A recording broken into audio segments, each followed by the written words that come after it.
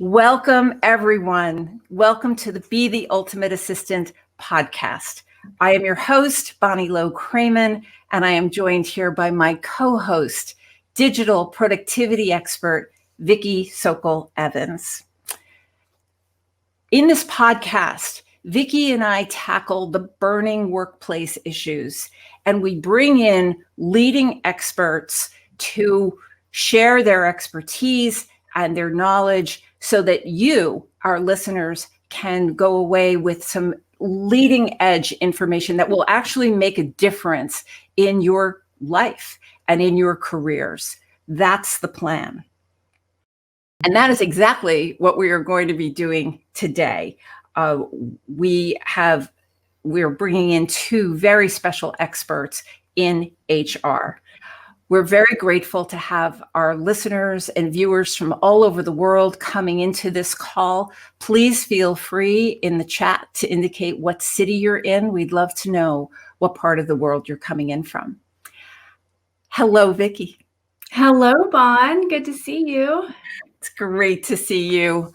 So excited for today when we're going to be talking about human resources and all the changes that have been happening in the workplace for executive assistants, especially in light of the pandemic, which it's been massive. You know, it was like 5 minutes notice and they got sent home to work from home.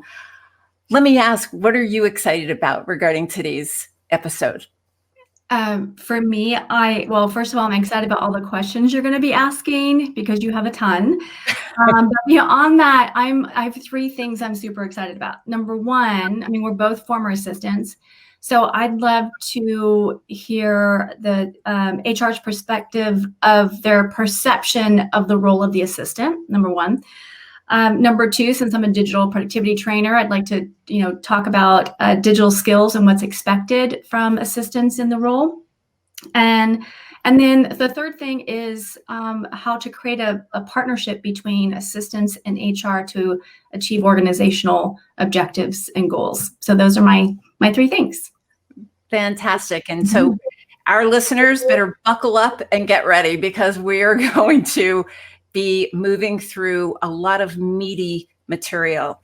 So let's get going. I'd love to introduce our two guests to you. We are going to be joined here today by Johnny C. Taylor Jr. He is the president and CEO of SHRM. He is joined by Emily M. Dickens. She is not only the chief of staff, but corporate secretary and head of government affairs for SHRM. SHRM stands for the Society for Human Resource Management. Both Johnny and Emily have legal backgrounds, and they have just vast backgrounds, which I know you'll find very interesting in their LinkedIn profiles. My assistant, Jen, who's behind the scenes, is putting links inside the chat for future contact with our guests.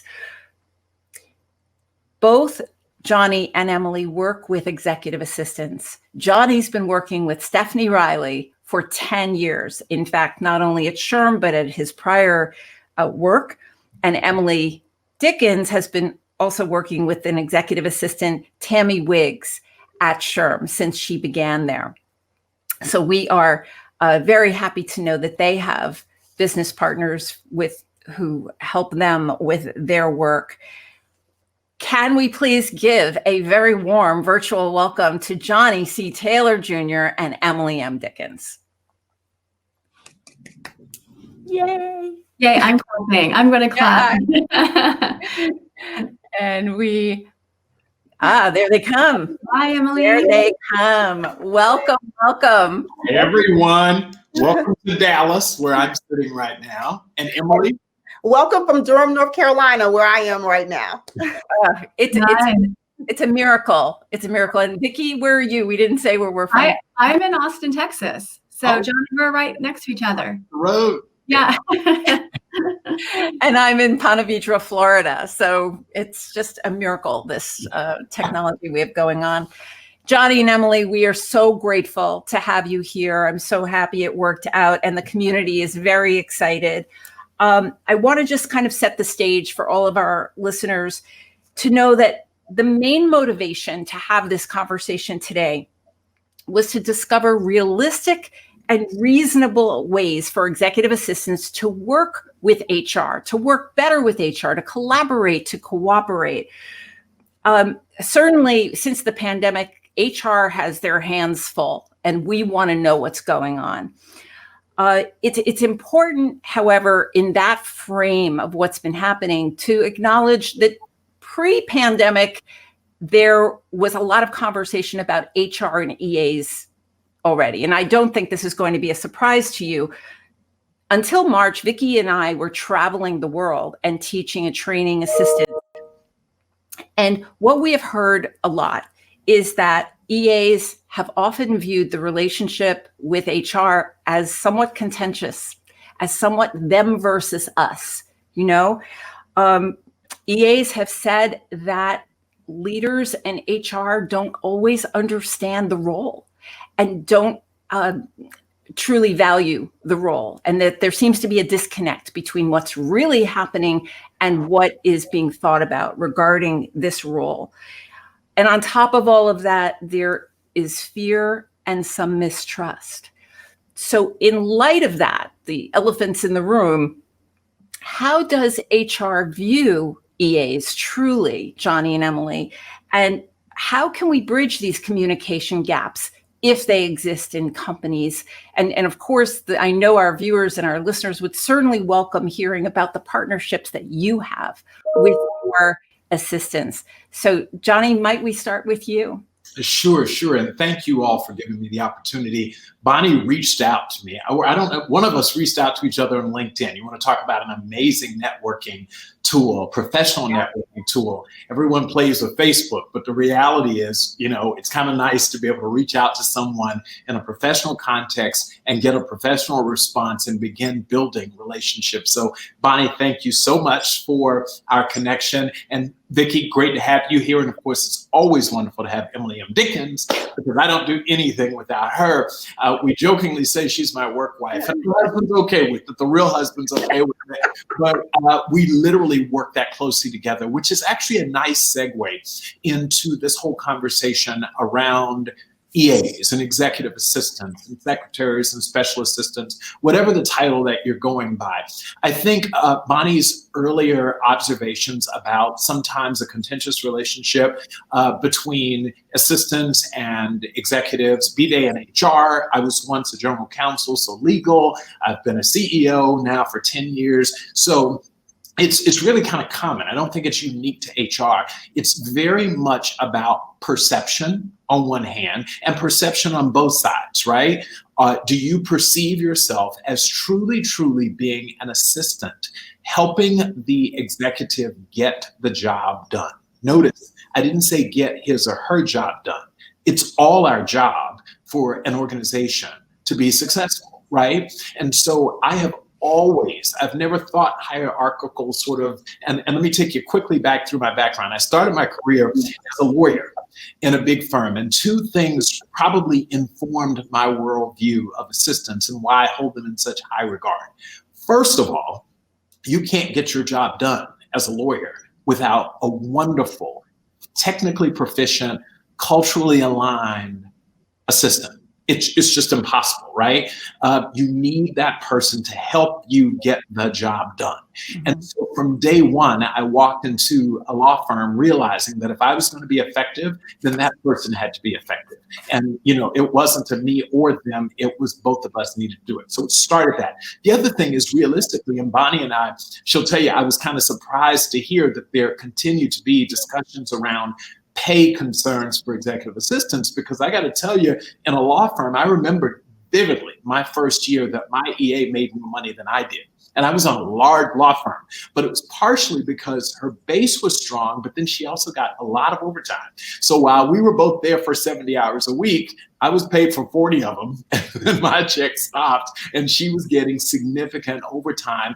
And by the way, valued, very valued. So I always thought that EAs should be well paid, were well paid. And so I was a little surprised, Bonnie, if you recall our first conversation, I said, are we still having that conversation? So that informs a little bit of my worldview, is that I come from professional services where we expect and treat everyone on our team to be professionals. And that is how I've seen the world going through. The other thing that informs it is now being, having been in HR now for 15, 20 years. Emily, that was since I was like 20. She tries to do my age math on me. So let me just tell you, I was 20 when I started this work, and I'm approaching 40 right now. But one of the things, shut up, Emily. One of the things that I got to be honest about is it's how the professionalism of the EA that largely dictates how they are perceived by the person they're working with. And so let me tell you let me slow that down a little bit.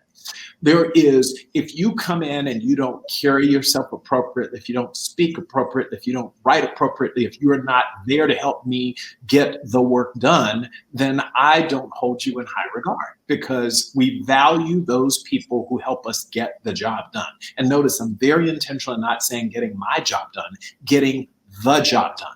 And so I have had the great fortune of always working with, and by the way, my former assistant before Stephanie died. She was with me for 20 years, and then she died. And that's I love Stephanie, but the only reason there's a Stephanie is because Letitia died, right? And that's how important that relationship is. And we went from company to company. As I changed jobs, she changed jobs, and I took care of her. And it was always, we were negotiated as a package. Like, I never went in to say, I'm going to get the job and good luck with your new boss. She was coming with me because the pitch that I made to every future prospective employer was, I am only as good as I have my assistant with me.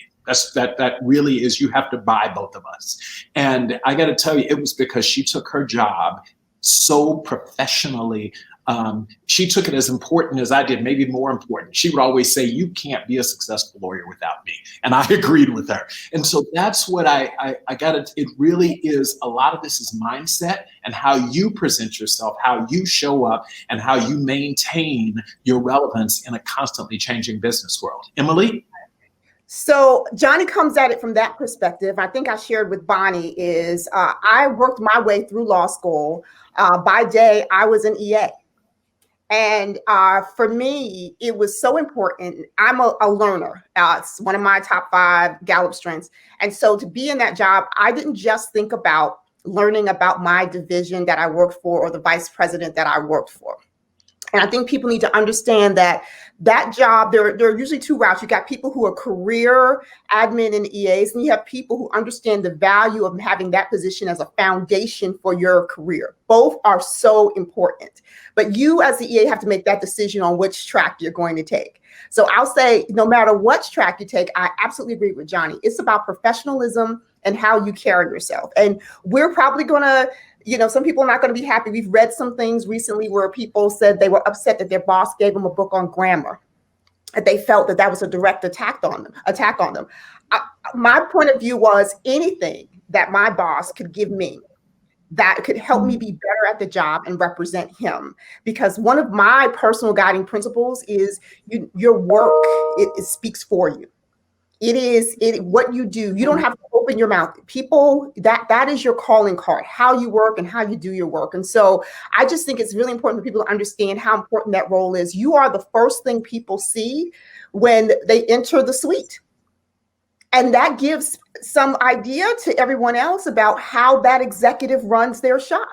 And the more professional that shop looks, and depending on your industry, right? But if you're in a large for-profit, nonprofit, or a large for-profit, you got to just understand that when people come in who are executives, who are elected officials, right, they have an expectation of just a certain presentation. And it's not all about hair and clothes. It's about how you carry yourself and present yourself, even how you greet people, how much you know about that person before they come in the door. I used to love knowing tidbits about the people who were coming to meet with my boss. But that's because I had a boss who trusted me enough to actually have conversations with me about who was coming in. So the next thing I'd say is about trust. Are you somebody that's loyal and trustworthy? Johnny will tell you. And you all will probably get on this a little bit more. Talent is great when you talk about this position, but I'd rather have someone who is smart, curious, and loyal. I can teach you anything because I've been an EA, right? So I can teach you how to run my office and what I need and how best to work with me. What I can't teach is that grit, that smartness, that curiosity about how you learn and learning more. And what I can't teach you is the importance of loyalty, because discretion and just, I call it double D, discretion and discernment. If your EA doesn't have that, then there really is no value. And we're not, and we haven't talked about technology skills yet. We haven't talked about writing. We Right. talked about these things that are power skills that you need to have if you're going to support an executive. You bet it does. Now, both of you, Johnny and Emily, you've had a great orientation with your own executive assistants and history of valuing them as business partners in your careers, in your respective careers. Would you say that that is believed by the HR professionals who you represent? SHRM represents 300,000 human resource professionals. Is this a conversation that happens among human resource professionals about how are we valuing our executive assistants? I'm going to ask Emily to take that on, because let me just answer it and then let her keep me honest here. Okay. Sometimes in life, I think we take the few or minority negative experiences and we say that represents the broadest group. The reality is, and I've worked in a number of Fortune 500 companies, a number of large nonprofits, as a lawyer, as an HR person, almost to a T, and there are exceptions, probably 10, maybe 15% of the people that I work with are just jerks. These are executives. And they are jerks to other executives. It's not just about you being an EA and hierarchy. I mean, I've worked for and with some real jerks. If you pull those people out of the equation, my experience is the overwhelming majority of executives understand the value of that EA, that executive assistant, without a question. More importantly, the overwhelming majority of the executives that I've worked with say they could not get their jobs done without that person. In fact, it's a part of the job. And people used to think that when you say you need an EA, it's proof that you've made it. No, it's the only way you're going to make it. There's a difference, right? Yeah. And HR people will tell you, we spend countless hours, and this is where I want Emily to talk a little. Yeah. We invest in our EAs, we pay our EAs, we expect a lot out of our EAs. At SHRM. Are that important. At SHRM, at IAC, where I formerly worked, I worked with the CEO. I worked for 3 billionaires in my life. Okay, 3 corporate Fortune 500 billionaires. And most of them had 4 or 5, a staff of EAs to support one person. And the demands of those people were so intense. Now, there were times when the EA didn't meet those expectations and they were voted off of the proverbial island. But that happens to lawyers, that happens to accountants, that happens to technologists. It just happens. So I've always found that, and I'm telling you with rare exception, I have found that HR values EAs and executives generally values them. So Emily, maybe you can speak to it and you have a different perspective. Yeah. Yes, there are jerks out there, and I'm going to own. I'll give 2 examples. Yeah. I'll say what we're doing at SHRM. So one of the things that my boss allowed me to do, that's a passion project for me, is to be the executive sponsor for something we call AST, and that's our administrative support team. And on that team are mostly our executive assistants who support our chiefs, that is the executive team, but also a few of the women and men who serve as coordinators, because I hope later on we talk about progression, right? Because you don't get to be an EA on day one necessarily all the time within an organization. You may come in as a coordinator, as an admin assistant, and then the next level is the EA, right? So we have those individuals, they meet monthly together. And we do professional and personal development. Those are the 2 things we focus on. So on Admin Assistance Day, where of course we encourage everyone to buy nice gifts and take care of their EA, there was always a 3 to 4 hour half-day session for our administrative assistants on issues. I actually polled them, we figure out, but one will be on a technical skill and one will be on a power skill. So for my first year, those who know me and work with me know that if you tell me you don't know Excel, I'll have a meltdown. And I'm like, I don't understand why I had to use it, right? But a lot of people may not have been exposed to Excel. And it was one of those things I discovered with Tammy my first year, right? And she was like, well, I haven't had to use it a lot. And so we decided to do a session on Excel. And then we decided to do things on PowerPoint as we prepare presentations for the board. Your EA, for a lot of times, is putting together those slides. And because I think I'm really savvy at PowerPoint, again, I'm a learner, so I'm going to play around with it, and I know it. I can't assume that every EA's had the experience to be there. So we find those types of issues. We find, how do you judgment? This year I want to do a lot on good judgment because it's an issue that keeps going on. I think people don't trust their judgment at work in these positions. And you've got to trust your gut judgment. And you got to know to go with your gut and fight for your gut to protect that person that you are supporting. And you got to know when you can see the signs to do that, right? So that's one thing I'm really proud of. And I always try to think holistically about what our administrative team looks like across the organization. And I really thank my colleagues on the executive team because they allow me to do that. We actually just hired a new woman. And though I don't really have to be part of her interview process, our chiefs do allow me to interview their selection for their executive assistant. And I know that's one of the EAs do the screening? No, the chief. So the chief for the division. So that would be my peer on the executive team. Our chief technology officer just hired an EA. So for the screening for her, she had the interview with me. And she doesn't report directly to me, but they understand my passion and how I am committed to the professional development. And one of my questions to them was, what skill do you think, what's your power skill you think you can bring and add to the power skills we already have on our administrative services team? And it is amazing because if she's going to come with experiences that the people who currently work at SHRM in those roles don't have, but because they meet each month, they started teaching each other new skills. I don't have to do an agenda, they do it themselves. So they're empowered to do so. So that's one example at SHRM. I'd say the other thing I love when I talk about my time at Duke as an EA, and it's one of the reasons, even though I've worked for the UNC system and went to a UNC system school, I'm going to always love Duke. They truly invested in everyone who wanted to learn there. And so really, I came in as a receptionist. I joke like I was that person who had to answer the phone. You're right out of undergrad and you're like, I think I shouldn't have to answer phones and do all these things. Yeah, I had to do all that. So I had the attitude adjustment that I needed early on and got that check. But literally all the coursework that I wanted to take was provided by their professional development on site. And you really could take anything you had an interest in once you got approval from your supervisor. They had a budget to do it. It was never a question. You never felt like low man on the totem pole in terms of access. And so you start as a receptionist and then you're an admin. You saw where you could go. And my goal was always, I want to be EA because I know once you're going to EA, you can pay month, you knew all the perks, right? Now, mind you, I'm in law school, right? So of course I know, but for me, it was important to know where I could go in that time. Yeah, that is a real frustration for assistants around the world, Emily. And I'm so delighted. And I was when I first spoke with the two of you about how positive SHRM is being so proactive about promoting executive assistants.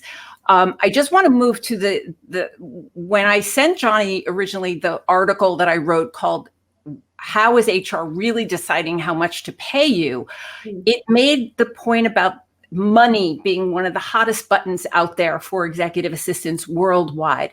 I'm so delighted to know that SHRM assistants are paid fairly. And you know that because they stay. You don't stay in a place where you're not paid fairly or respectfully. But I asked Johnny and you, Emily, you were surprised that there is a great number of assistants worldwide who are severely underpaid, and they seek to be excellent. Vickie and I have been teaching for 10 years a course called Be the Ultimate Assistant. Assistants know that they need to bring it every day, excellence every day. And even so, there are many who are underpaid. So I ask you, Emily, to address what you were just saying. If there are listeners, viewers on this podcast who are either underpaid or who have HR professionals who do not see it like you do, who are not valuing them as true business partners. Because as Johnny said quite bluntly, that there are some jerks out there. And I mean, there's different levels of excellence in every profession, as you said. What should these folks do? What do you recommend if they are working in a situation where they are striving to be excellent? They are striving to work with their executives to be a partner and to further the work. What do they do, please? So you're not going to like my first answer. And I think Johnny knows what I'm going to say, right? So if you don't value you, no one else will value you. And if you've gotten to a point where you've been trying to work within an organization to see and value, to see your value and what you add, and you think holistically they're just not there yet, and you've had patience and you said they're not getting it, they don't get it, you're walking away. There is nothing wrong with walking away. Let me just say, no matter whether there is a recession, if you are talented, you will get a job. And someone else will always see your value. And you just have to be able to bet on we talk about it all the time. You have to bet on yourself. You can't depend on others to do that. And I literally, I don't want to keep beating a dead horse when I say this, but I tell you, my time at Duke, I'm in law school now. I changed jobs 3 times, right?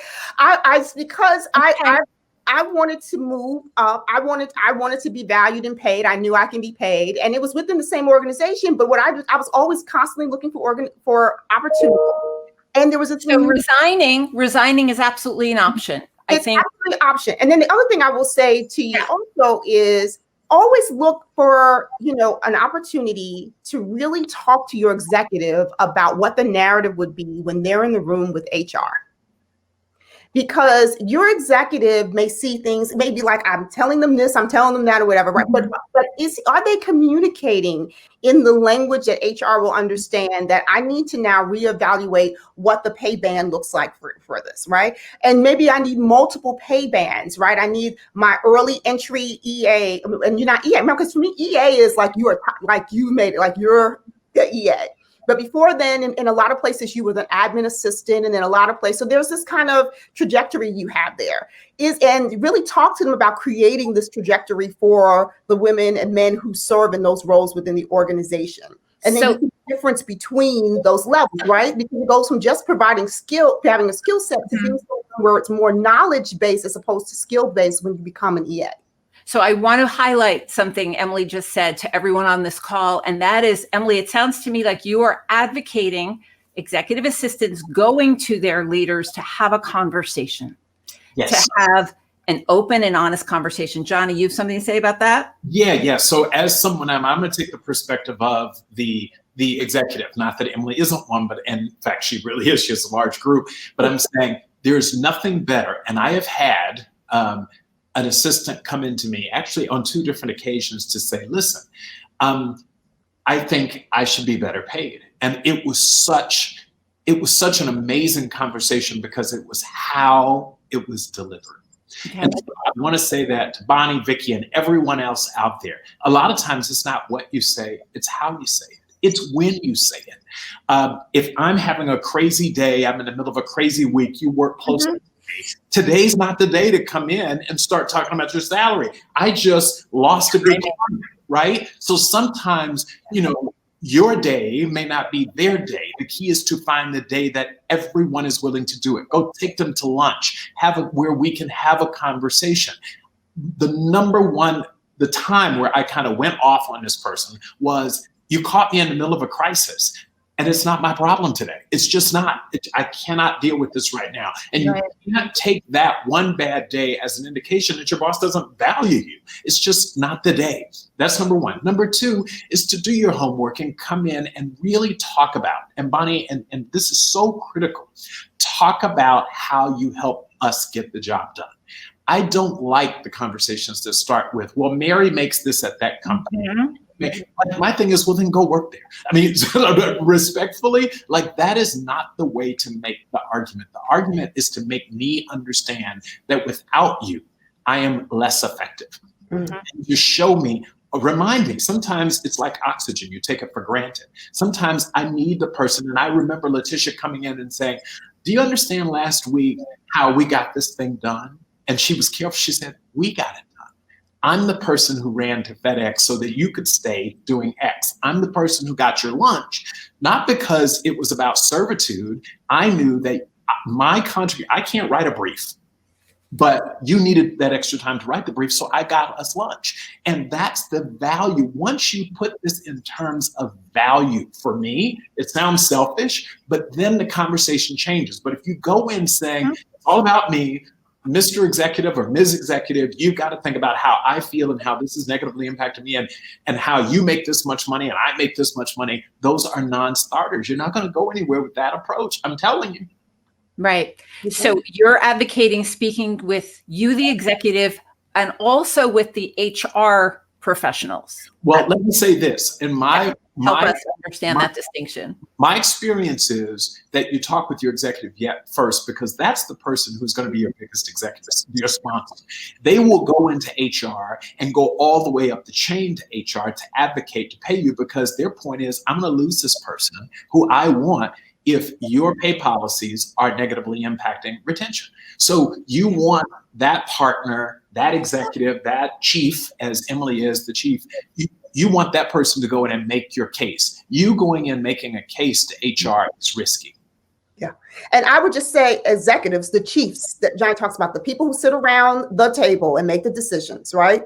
You have to develop your own relationship with the chief human resources officer, with the people on that team who acquire the talent for you, so they get an understanding. As someone who, I actually have 2 EAs, only because one division is government affairs, and we keep a lot of that very separate from what we do in the executive office and admin services. And so the woman who manages and is EA for government affairs has a whole different set of duties than Tammy does. Right, because Tammy is in the executive suite, she manages that. But Lau is responsible for making sure we file our lobbying reports, that we're not getting in trouble there, and serving a government affairs team of 9 people, right? So you just have to really think about what the scope of those duties are, and no EA is the same, and each executive has different needs, right? For Johnny is actually, he is one of those executives, Johnny will go book his own flight. He and I got caught, trying to get somewhere last year. We were on the phone. He was checking the flights. I was renting the car. We both are very sufficient. What we need is someone who can help think ahead of us and make sure that we don't run into any issues for all the other things that we have to get accomplished. Right. And no AI is going to do that. Yeah.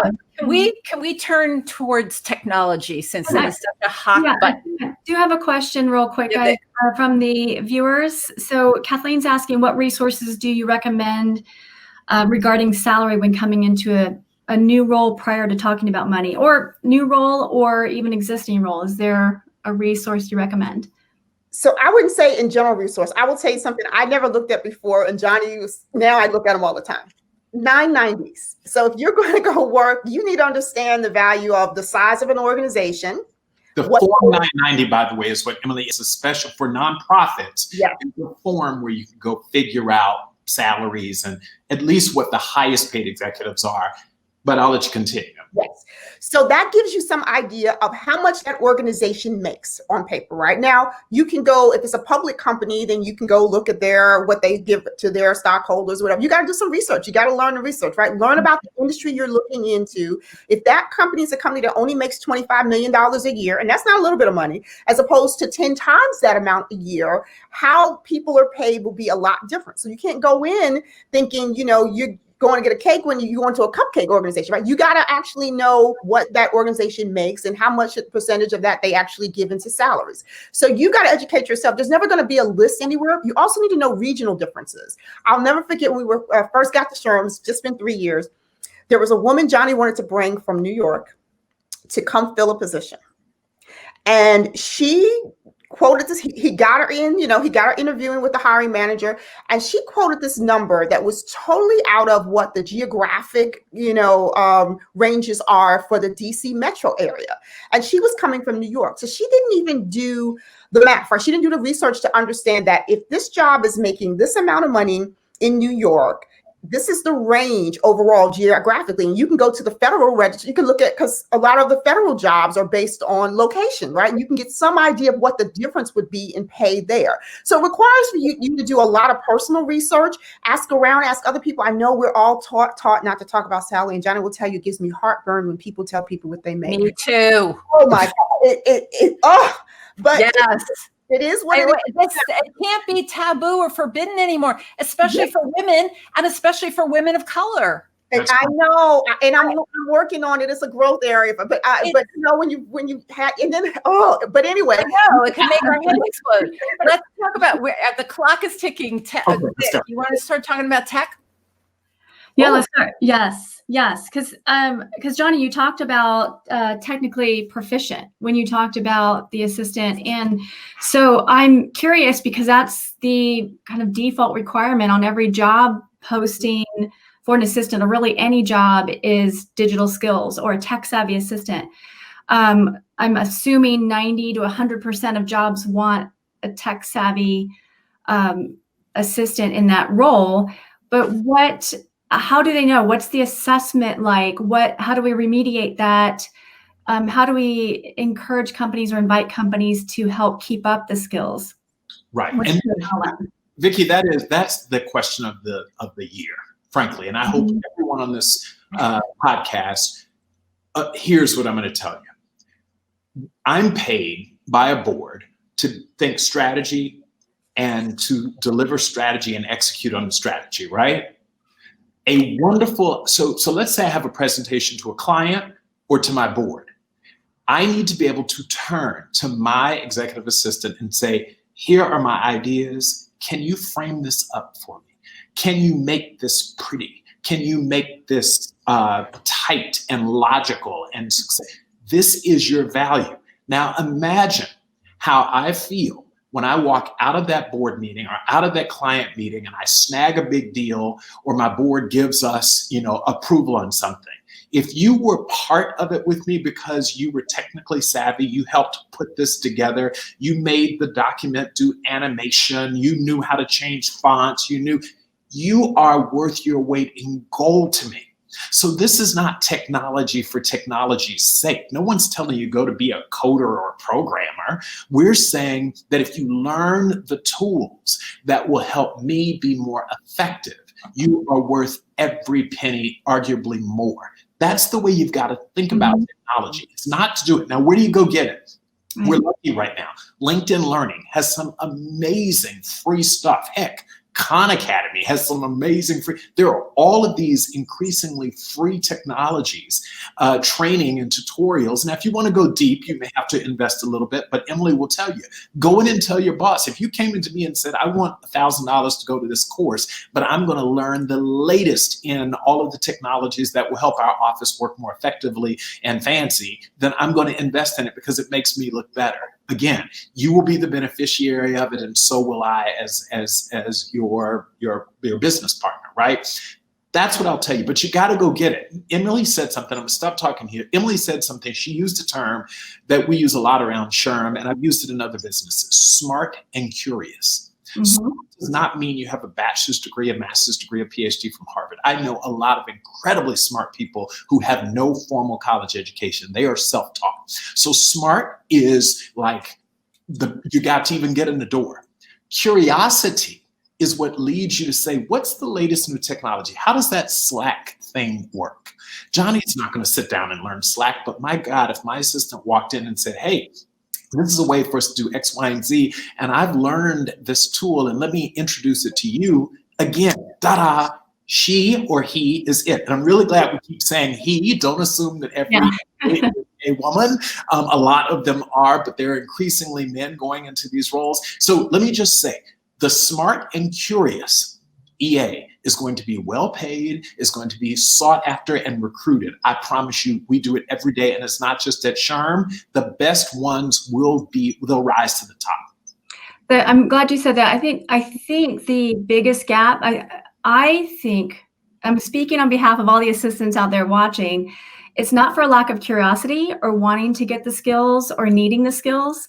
Their biggest challenge is getting support for that, because their salary is so low, they can't personally afford it. So is it the responsibility of the organization? And I think you talked about it, like show the value of having these tech skills, because Val just, I see Val on the call. She's got her Microsoft Office Specialist Expert certification. Yes. And just getting that certification, which is about $1,500, she saves the executive 3 hours a week. Minimum. She's like, Adam, she says that. So, and she's so right. Yes. Vickie, that's what the Val and others out there, you've got to come in and make that case to me. Believe it or not, as much as I value Stephanie, I don't think about those things. It's like oxygen. I assume air's going to be around, right? And I breathe in every day and breathe out, and I hope it all works out, right? And you don't miss it until you don't have it. But it would be so, each of you on this phone, hear from me directly.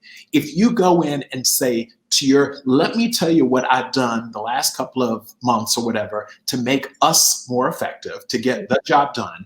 And let me tell you how much more effective we could be if you invested X in this, not just in me, but in us. It's all in how you position it. Everyone is ultimately a little bit of a mercenary, right? We all are going to do what's in our best interest. So what you've got to do is make the case that investing in my professional development benefits you.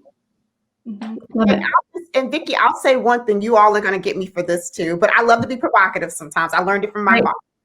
So sometimes I would rather have that seasoned old school professional who knows how to develop relationships across the organization to get the work done that has to be done. So she may not be PowerPoint savvy, but she knows the person in creative services who would love to say that they helped the CEO put together his board presentation, and she gives them the opportunity to do so. Mm-hmm. So don't always think that you've got to acquire every tech skill or every specialized skill. If the organization is large enough, there's someone in the middle of that organization who would love the opportunity to be tapped to come help you with a project that ultimately my CEO is going to leave his board meeting and say, who helped out with that? And I get to name drop that person who he or she may have never known before. And if you're my CEO, next thing I know, I'm sitting in his office having lunch with him because I got an open door CEO. It's my chief of staff, that's a whole other issue I have to deal with, but I've got an open door CEO. And that's why, so I said, there's more than one way to skin a cat. So yes, if you are able to get the skills, but sometimes depending on the role that executive has, I just need someone with the get it done attitude that figures out how to make the net work for them internally and even externally. They may have a niece and nephew that knows how to do it, and they call them and say, I need some help here. So don't think that there are no other options. You got to use, I see someone says the EA must have resources. Yes, they got to have that little black book of people who they can call. And that only comes from years of being in the role and understanding that that's a power seat that they've got to engage the power. Right. We know that assistants need both the soft skills of, high EQ and those relationships and the tech savviness. Johnny, we would agree. And I know Vic probably wouldn't say this, but I'm going to say it for her. LinkedIn Learning is great. Khan Academy is great. What assistants are talking about globally is that what they need are specific skills, specific and focused on the EA role. That training is great, but Vic happens to run the Red Cape Academy. She trained Bill Gates's team. She's trained Buckingham Palace staff. The difference is specific and focused to the role. And historically, that represents a change, doesn't it? Because 20 years ago, it was very odd to have a training budget for assistants. May I ask, at SHRM, do the executive assistants get an annual training budget that's a given that they get to pull from? Yes. And not only is it, we actually have a bigger problem. Okay, talking about potentially upsetting people. Talk to us. We have more of a problem getting people to take advantage of those dollars. What? Interesting. I tell you the number. And listen, I get it. I'm a single mom. I'm supporting you 50, 60 hours a week. I've got to, there are a lot of, I'm really sensitive to, that extra 4 hours a night. And especially now since COVID, I'm homeschooling a lot of times. Like I've got a lot of pulls on my, so I'm very high on empathy, not like my colleague Emily. I'm very, very high. He just threw you under the bus, man. But it really is important to think about this in the context of people having competing interests. But I will tell you, and I'm going to say this, and I really mean this. It is in both of our interests for you to be successful as an EA. I'm more effective at my job, as I've said in the beginning, and you will make more money and have more job security. But that requires that you not put it all on me. I know that I have a law license, right? And I have to every year go get, updated and keep my license. I have to pay for that. I have to find the time to do it. And guess what?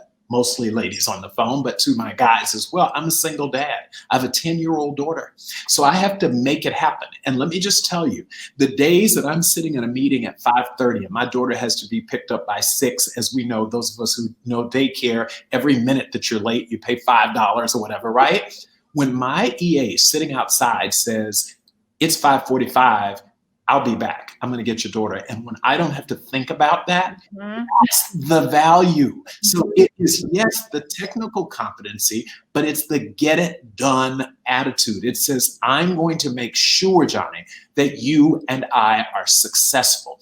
That's if you just could sell that to your boss, your manager, you will, 90% of your problems are going to go away. But if your positioning is this, what can you do for me? Right. You're not going to win the game. It's just not going to work. Yeah, wow. But I say sell it to your boss, but also know the climate. Johnny talked about you got to make it the right day when you have these discussions too, but also understand that if your company is one of those companies that hasn't been doing really well during these multiple crises we've been dealing with, right? You got to have that good judgment to understand that this may not be the time.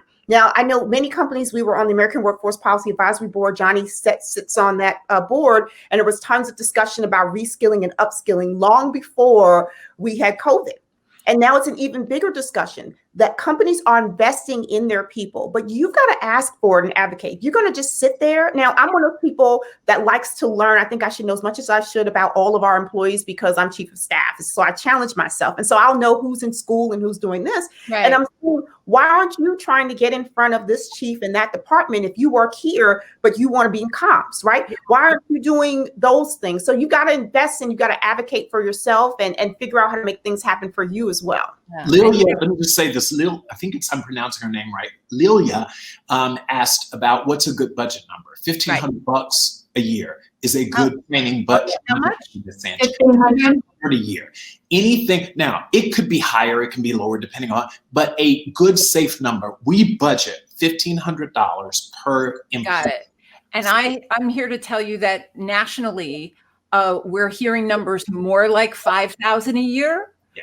But my hope is that we can continue these conversations with HR, with you both, plus the people you represent, to talk through why does it make sense to have it be a number like 5,000. Sometimes it's unlimited, sometimes it's nothing. And of course, I think we're agreeing that it can't be nothing anymore. Well, can I just say really quick, Bon? It's like, if you feel like for anyone watching, if you feel like you don't have a training budget, there's a chance there is one. You just need to ask. That's right. There you go. And important, Bonnie, before you move on real quickly, $1,500, the way we budget at the corporate level is we say $1,500 per person over 10,000 people. That doesn't mean every person gets $1,500. It means you can make the case for 5,000. Someone else may only get 500 because of what they need. So you asked the question was about the budget number. That's how we as corporations typically think about it, somewhere between 1,500 and 2,500. I'm surprised to hear about the 5,000. That seems like a really big number, but it is what it is. I mean, most of us have the tuition reimbursement number can be as high as 5,000. I've seen those pretty high. I would be surprised to hear pure professional development, non-tuition reimbursement, that high, good if you're in that space. And of course, the assistants have to make their case for it. Absolutely. And it should be relevant and specific to their role. In some cases, an assistant would bring more value to the company if she or he got her MBA or the project management certification, or get certified with Vickie in Microsoft Office, like that. Emily, yes or no? We're going to bang through a few more questions before we wrap up.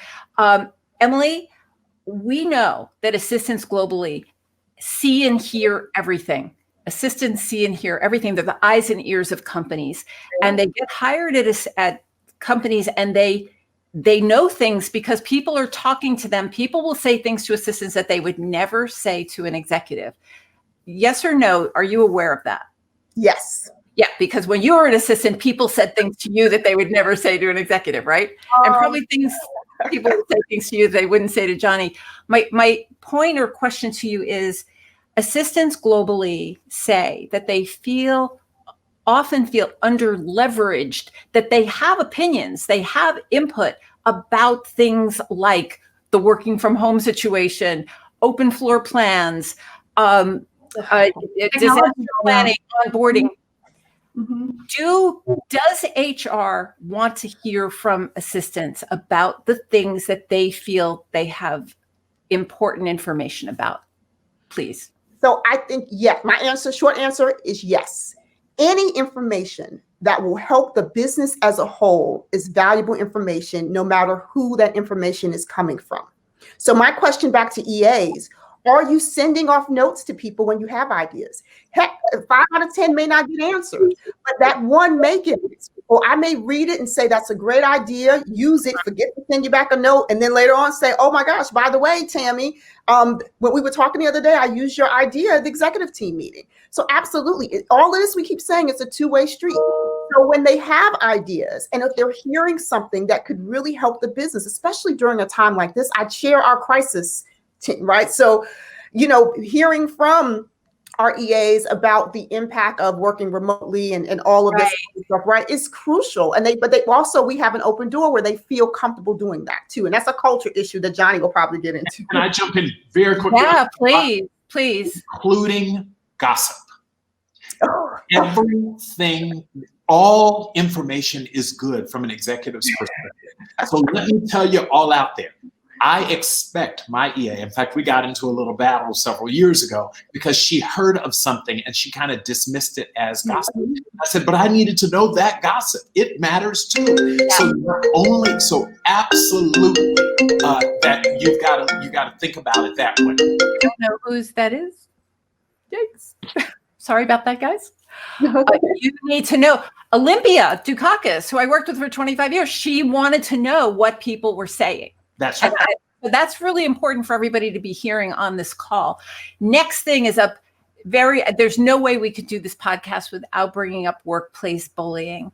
And the SHRM did a study in 2019 that reported that 1 out of 7 people at work do not feel safe. And that's what we hear. I call it a global epidemic.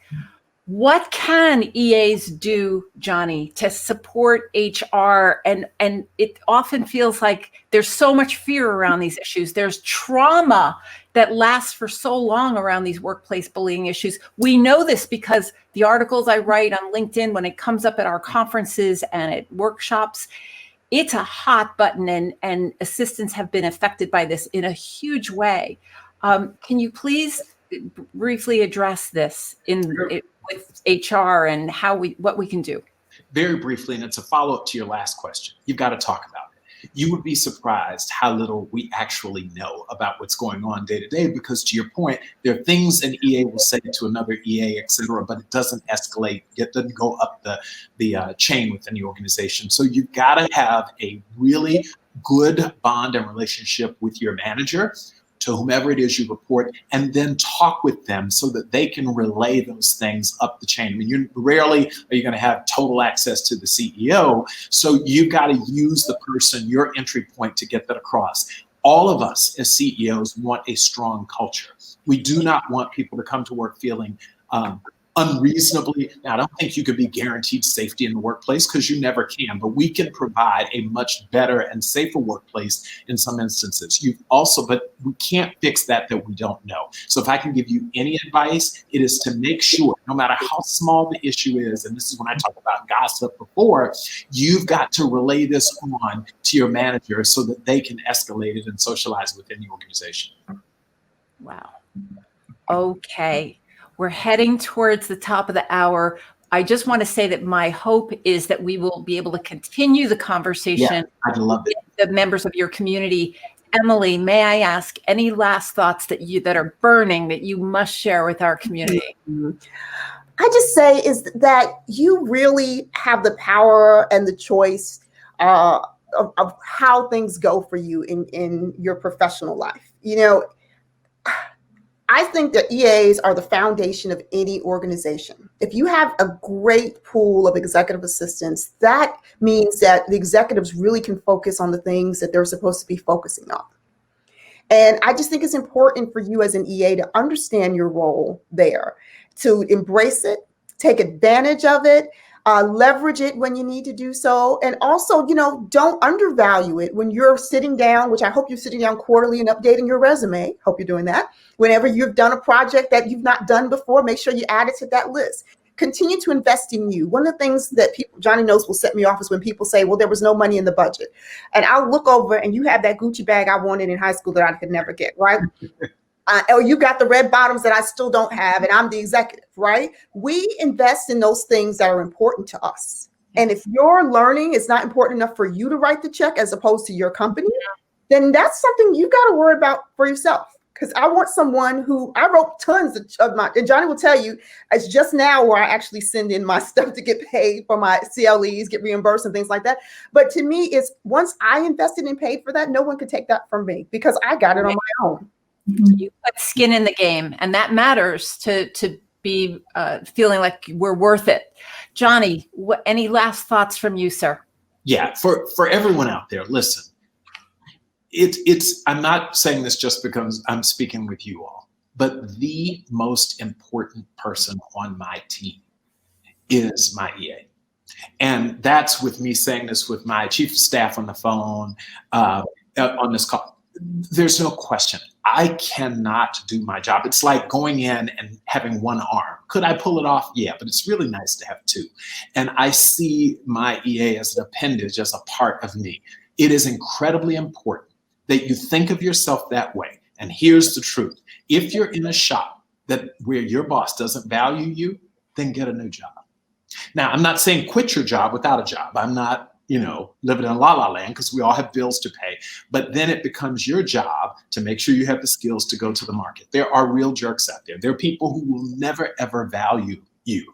You owe it to yourself to then go to a place. It's like any other relationship. If you stay in a bad intimate relationship or a bad professional relationship or a bad friendship, shame on you at some point. So make a plan. Do something about it, get the skills you need, and go to the market and network. Networking is so incredibly valuable because we all can help you get your next job. So don't stay in a situation that is unhealthy. And I would say that to anyone, no matter the nature of the relationship. It's great advice from both of you.